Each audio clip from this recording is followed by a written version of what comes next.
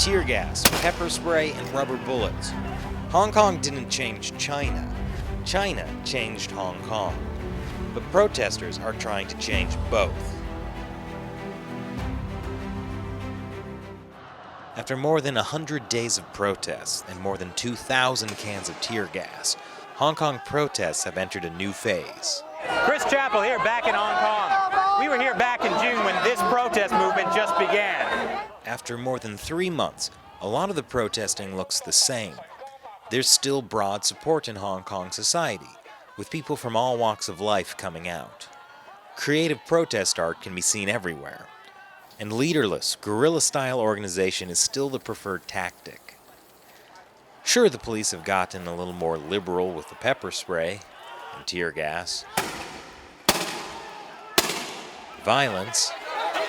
The protesters still have more or less the same 5 demands they've had since the beginning. But now there's a new focus to the protest. They're going after the big bad, the final boss, the Chinese Communist Party. Some protesters have started calling them the Chi-Nazis. Yes, the protests have gone on for so long, they've triggered Godwin's Law. Godwin's Law states that as an internet discussion goes on, the probability of comparing your enemy to Nazis approaches 100%. The party ultimately has the final say over what happens in Hong Kong. That means the Hong Kong government is completely unaccountable to the people of Hong Kong. No matter how many millions protest. On Saturday night, the Civil Human Rights Front, which has organized some of the biggest marches over the past 100 days, held an anti-authoritarianism rally.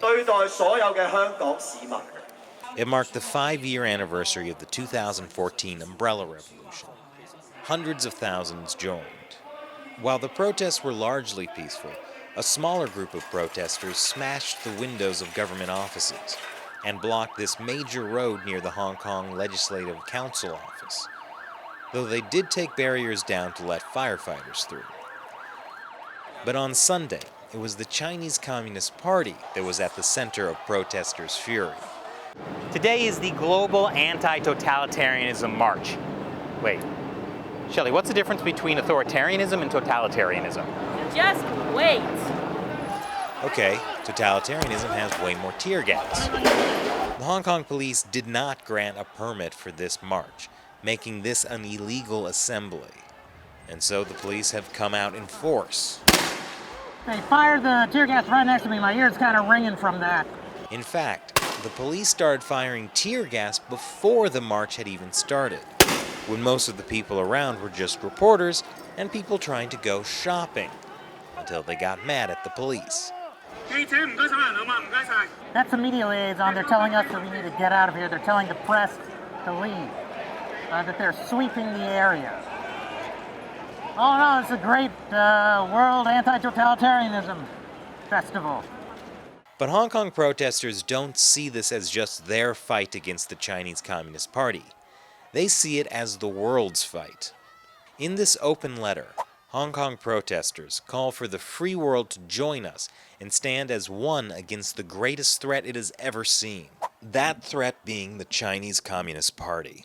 And there are signs protesters are getting the world to pay attention. At least 40 cities worldwide have held similar protests this weekend to support Hong Kong. This is extremely gutsy. The Chinese Communist Party is not known for taking criticism very well. Watch out for pepper spray! Despite the tear gas and pepper spray, tens of thousands of Hong Kongers marched. It's become more and more dangerous to come out to these protests. What keeps you coming out? It's so simple because I love this place. So why are you targeting the Chinese Communist Party instead of just the Hong Kong government? Because they're the boss of this event, all right? Even though we defeat the Hong Kong government, they're still trying to control it. If we do not defeat it, the Hong Kong is over. Now, the Chinese Communist Party is not known for taking criticism very well. Are you worried? We are not worried because our ultimate goal is to raise the awareness internationally so others countries would try to help. Are you worried? I'm not worried. Because today, when I stand out, I have nothing left. All right? I could die for democracy. You die for democracy. This is what a civilization should do. And do you think you can bring change? We all believe it. every protester come out. We all believe it. So the World Anti-Totalitarianism rally was a complete success for about 15 minutes, until the police showed up again. Although you could say that police breaking up an anti-totalitarianism rally is a perfect way for this to end. Boy, this tear gas is getting pretty strong. So, the unrest in Hong Kong has been an existential threat for the Chinese Communist Party. But with the focus now on the party directly, the big question is, how will the party respond?